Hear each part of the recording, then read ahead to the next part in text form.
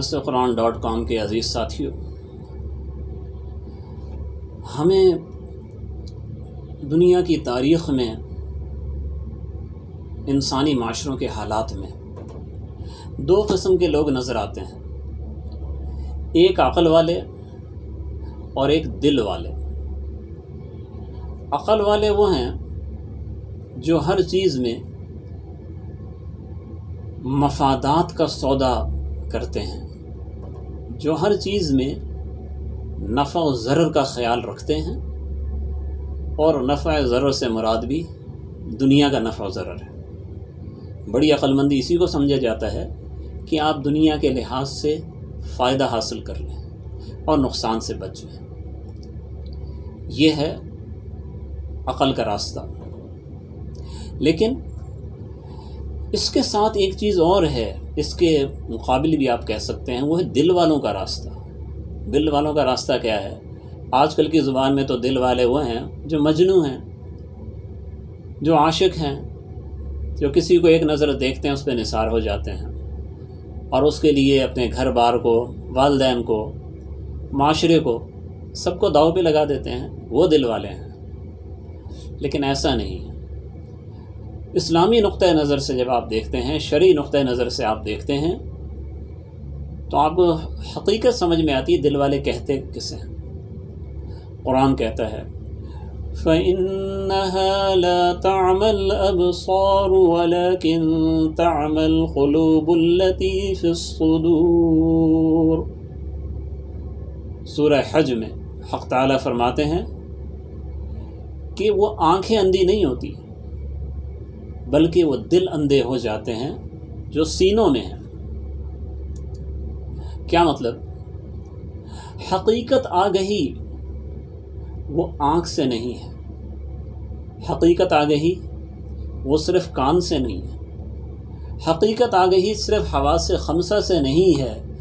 حواس خمسہ کو کنٹرول کرنے کے لیے اور ان سے نتیجہ نکالنے کے لیے آپ کی عقل کام کر رہی ہے، مگر وہ عقل بھی کافی نہیں ہے۔ اس عقل کے پیچھے دل کی قوت ضروری ہے، اور وہ دل کیا ہے؟ وہ دل اللہ کا گھر ہے۔ وہ دل اللہ کی یاد کے لیے مختص ہے۔ اللہ نے دل بنایا اس لیے ہے کہ اس میں صرف ایک اللہ کی یاد ہو۔ اگر اس بات کو ہم تھوڑا سائنسی لحاظ سے سمجھنا چاہیں نا، تو میں آپ کو بتاؤں، لوگ یہ کہتے ہیں کہ یار دل تو ایک لوتھڑا ہے، یہ کیا سوچتا ہے؟ سوچنے کا تو سارا سیٹ اپ وہ دماغ میں ہے۔ یہ تو بس ایک تشبیہات ہیں اور خیالات ہیں، کہنے کی باتیں ہیں، استعارے ہیں۔ ٹھیک ہے، استعارے ہوں گے، لیکن قرآن نے جو دل کی بات کہی ہے، دل کا ذکر کیا ہے، حدیث میں جو دل کا ذکر آیا ہے، ان فی الجسد لمضغۃ، جسم میں ایک گوشت کا لوتھڑا ہے، اذا صلحت صلح الجسد کلہ، جب وہ ایک لوتھڑا ٹھیک ہو جاتا ہے سارا جسم ٹھیک ہو جاتا ہے۔ وَإِذَا فَسَدَتْ فَسَدَ الْجَسَدُ كُلُّهُ، جب وہ خراب ہو جائے تو سارا جسم خراب ہو جاتا ہے، جسم سے نکلنے والے سارے اعمال خراب ہو جاتے ہیں۔ الا وہی القلب، سن لو وہ دل ہے۔ تو دیکھنے میں وہ آپ کو ایک گوشت کا لوتھڑا نظر آتا ہے، اور اگر سائنسی لحاظ سے دیکھیں تو شاید سوچنے سمجھنے کی وہ حسیات، وہ شریانیں، وہ وہاں پہ شاید ٹچ نہ کریں، سائنسی تحقیق میں وہ ثابت نہ ہو، لیکن دل کی ایک حقیقت ہے، اور وہ حقیقت کیا ہے؟ انسان جو معلومات حاصل کرتا ہے، جو سوچتا ہے، جو سمجھتا ہے، وہ دیکھتا ہے، اس کے اندر کئی درجوں میں اس کی تہیں لگ جاتی ہیں، پلیٹیں بن جاتی ہیں۔ جو سب سے اوپر ہے وہ ہے آپ کی میموری، آپ کا حافظہ، جس سے آپ معلومات جہاں پہ اکٹھی ہیں اور ان کو آپ شیئر کرتے ہیں، اس سے آپ بات کرتے ہیں، آپ بات سنتے ہیں، آپ اپنے دوستوں کو، دشمنوں کو پہچانتے ہیں، آپ اس کے مطابق معاملہ کر رہے ہیں، تو میموری ہے۔ اس کے بعد کئی درجات آ جاتے ہیں، جیسے نفسیات میں اسے یعنی شعور کہا جاتا ہے، تو وہی ہے، میموری ہے، آپ کی معلومات ہیں۔ پھر لا شعور ہے، پھر تحت الشعور ہے، تحت شعور ہے، پھر لا شعور ہے. ایک اس کے بعد چیزیں ہیں جو آپ کی عادت ثانیہ بن جاتی ہیں، اس کے لیے آپ کو سوچنے کی ضرورت نہیں ہوتی. آپ جب پہلی بار کسی کے گھر جاتے ہیں تو آپ گلیاں دیکھتے بالتے جاتے ہیں کہ یہاں سے گزرنا ہے، وہاں سے گزرنا ہے. شاید دوسری بار بھی آپ کو تھوڑا سوچنا پڑے. پھر آپ جب عادی ہو جاتے ہیں تو پھر آپ کو اس میں شعور کو استعمال کرنے کی ضرورت نہیں ہوتی، آپ کو دماغ استعمال کرنے کی ضرورت نہیں پڑتی. آپ خود بخود آٹومیٹک اس راستے پہ جاتے ہیں. تو اب آپ کا تحت الشعور کام کر رہا ہے. اور کچھ چیزیں ایسی ہیں کہ آپ کو خود بھی احساس نہیں ہے کہ وہ آپریٹنگ سسٹم کہاں سے چل رہا ہے. وہ آپ کی نفسیات میں، آپ کے ذہن میں، آپ کی معلومات میں بہت گہری تہ میں بیٹھی ہوتی ہیں. اس کو آپ یوں سمجھ لیں جیسے مکان کی بنیاد ہے جو نظر نہیں آ رہی. کتنی بڑی ہے، کتنی موٹی ہے، کتنی گہری ہے، یہ کوئی نہیں بتا سکتا. مکان کو آپ دیکھ سکتے ہیں، اس کی ہائٹ اتنی ہے، بنیاد کو نہیں جانتے آپ. درخت کے بیج کا آپ کو نہیں پتہ، درخت آپ دیکھ سکتے ہیں. اس درخت کو دیکھ کے آپ اندازہ لگا سکتے ہیں، آپ سمجھ سکتے ہیں فلاں چیز کا یہ درخت ہے، فلاں بیج استعمال ہے. بیج آپ کو نظر نہیں آتا. تو جو آپ کا لاشعور ہے، اصل آپریٹنگ سسٹم آپ کا وہ ہے. جو آپ کا تحت الشعور ہے وہ آپ یوں سمجھیں کہ وہ آپ کے کمپیوٹر کے اندر استعمال ہونے والے مختلف سافٹ ویئرس ہیں. اور جو آپ کا شعور ہے، آپ کی میموری ہے، وہ آپ کے کمپیوٹر میں رکھا ہوا وہ ڈیٹا ہے جسے آپ استعمال کر رہے ہیں مختلف ایپس کے ذریعے. لیکن اگر آپریٹنگ سسٹم آپ کا خراب ہو جائے، سارا کام خراب ہو جاتا ہے، کام ہو ہی نہیں سکتا. اور اس کے اندر کوئی ایرر ہو تو وہ ایرر ہر چیز کے اندر آپ کو پریشان کرتا ہے.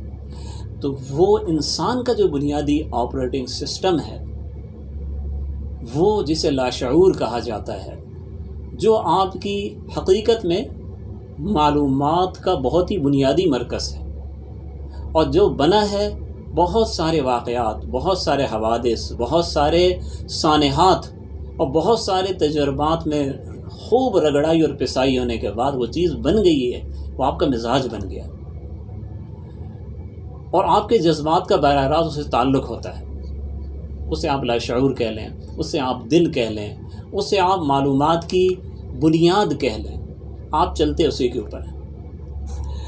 باقی چیزوں سے آپ کا جذباتی تعلق نہیں ہوتا.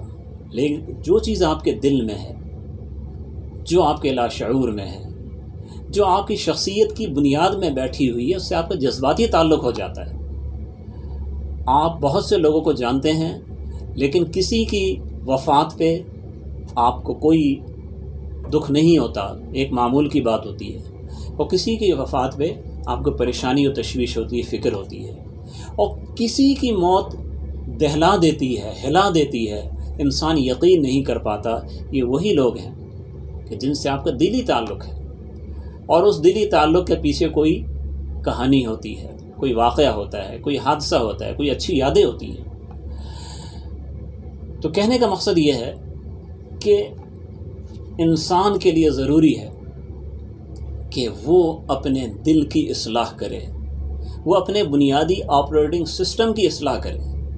اور وہ اصلاح کسی چیز سے نہیں ہوتی، وہ ایمان سے ہوتی ہے، وہ ایمانیات سے ہوتی ہے، وہ اللہ کی بڑائی سے ہوتی ہے، حضور اکرم صلی اللہ علیہ وسلم کی محبت کے واقعات سننے سے ہوتی ہے، آپ کی سیرت پر عمل کرنے سے ہوتی ہے، اور اپنے دل کی نگہداشت سے ہوتی ہے.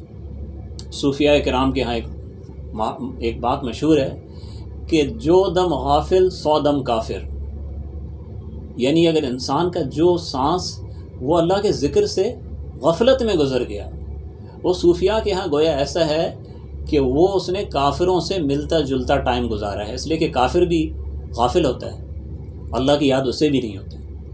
یہ صوفیاء کرام خانقاہوں کے اندر جو لوگوں کو بٹھا کر وہ اللہ اللہ اللہ اللہ لا الہ الا اللہ لا الہ الا اللہ لا الہ الا اللہ وہ ہزار ہزار بار کہلواتے ہیں. پرانے زمانے میں لاکھ لاکھ بار بھی اس کا ورد ہوتا تھا. خود حضرات صحابہ کرام رضی اللہ تعالیٰ عنہم وہ ذکر کی بہت کثرت کرتے تھے. حضرت ابو ہریرہ رضی اللہ تعالیٰ عنہ سے کسی نے پوچھا کہ حضرت جب بھی ہم آپ کو دیکھتے ہیں آپ کا ذکر وہ چل رہا ہوتا ہے، آپ ذکر کر رہے ہوتے ہیں، تو تو آپ ایک دن میں کتنی تسبیح آپ پڑھ لیتے ہیں؟ تو حضرت ابو ہریرہ رضی اللہ، حضرت ابو دردہ میں غلطی سے ابو ہریرہ کہہ گیا، ابو دردہ رضی اللہ تعالیٰ کا واقعہ ہے کہ انہوں نے کہا کہ اگر مجھ سے گننے میں غلطی نہیں ہو رہی تو 1,00,000 بار میں اللہ کا ذکر کرتا ہوں، 1,00,000 تسبیح میں اللہ کی پڑھتا ہوں۔ تو آپ اندازہ کریں کہ کتنا اللہ کا ذکر کیا جاتا تھا۔ اور یہی مشق صوفیاء کرام کراتے ہیں علاج کے طور پہ۔ جو کثرت ہوتی ہے، چاہے وہ تسبیحات مسنون نہیں ہے، لیکن صحابہ کرام بھی کر رہے ہیں نا، زیادہ کر رہے ہیں، زیادہ سے زیادہ کر رہے ہیں۔ تو اس ذکر سے ایمانیات تازہ ہوتی ہیں۔ جب آپ کی ایمانیات بن جاتی ہیں تو پھر آپ سارے کام صحیح کرنے کے قابل ہو جاتے ہیں، وہ پاور آپ کے اندر آ جاتی ہے، وہ آپریٹنگ سسٹم ٹھیک ہو جاتا ہے، اور پھر وہ آپریٹنگ سسٹم خود آپ کو اینٹی وائرس بھی آپ کو دیتا ہے کہ غلط چیز اگر آتی ہے، غلط ایپ اگر آپ استعمال کرنے لگتے ہیں، وہ خود آپ کو روک دیتا ہے، آپ کو بتا دیتا ہے کہ یہ چیز آپ کے ایمان کے منافی ہے۔ حدیث میں آتا ہے کہ اذا سرت کا حسنتک وساءت کا سیئتک فانت مؤمن، اگر آپ کو آپ کی نیکی وہ خوش کرنے لگے، اس سے آپ کو اچھا لگے، اور آپ کی برائی آپ کو پریشان کرنے لگے، فانت مؤمن، تو یہ اس بات کی علامت ہے کہ آپ مومن ہیں، آپ کے اندر ایمان ہے، آپ کا آپریٹنگ سسٹم صحیح ہے۔ اس کے برعکس اگر برائی کر رہا ہے، کوئی ملامت نہیں ہے دل پہ، کوئی غبار نہیں ہے، کوئی اس کی پرواہ نہیں ہے، تو پھر یہ وہ صورتحال ہے جس کے بارے میں حدیث میں آیا کہ انسان جب گناہ ایک بار کرتا ہے تو دل پہ ایک سیاہ نقطہ لگ جاتا ہے، اور جب وہ توبہ استغفار سے اس کو دھو لے تو وہ پاک ہو جاتا ہے، ورنہ وہ بڑھتا رہتا ہے، گناہ کرتا رہتا ہے، حتیٰ کہ پورا دل سیاہ ہو جاتا ہے، پھر انسان کو حلال اور حرام کی تمیز نہیں رہتی۔ یہ ساری بات جو میں آپ سے عرض کر رہا ہوں نا، آپ کہیں گے جی یہ آپ تاریخ کے بجائے کسی اور موضوع پہ کیوں آ گئے؟ اس کا تاریخ سے بڑا گہرا تعلق ہے۔ تاریخ اور ہے کہ ہماری زندگی ہے، مسلمانوں کی زندگی، مسلمانوں کے حالات، وہی تاریخ ہے۔ ہماری تاریخ اور ہمارے حالات، ہمارا ماضی اور ہمارا حال، ماضی گزر گیا، اسے ہم درست نہیں کر سکتے، وہ مستقبل آگے آئے گا، ہمیں معلوم نہیں ہے کیا ہے، لیکن ہمارے پاس تو اپنا حال ہے۔ جب اپنے حال کو ہم درست کر لیں گے اور اس میں ماضی کی غلطیوں سے سبق حاصل کریں گے تو انشاءاللہ مستقبل بھی ہمارا بہتر ہوگا۔ اور اسے درست کرنے کے لیے اپنے آپ کو ٹھیک کرنا وہ بنیادی چیز ہے۔ اور پھر جو زمانے کے تقاضے ہیں، جو دین کے تقاضے ہیں، زمانے کے تقاضوں سے مراد زمانے کے تقاضوں کے مطابق دین کے تقاضے، اس زمانے میں دین کیا چاہ رہا ہے، امت کو کس چیز کی ضرورت ہے، جب اس کے لیے ہم قربانی دیں گے، محنت کریں گے، تو انشاءاللہ پھر حالات کی تبدیلی خود اپنی آنکھوں سے نظر آئے گی انشاءاللہ تعالی۔ اللہ تعالی ہمیں عمل کی توفیق نصیب فرمائے۔ وآخر دعوانا الحمدللہ رب العالمین۔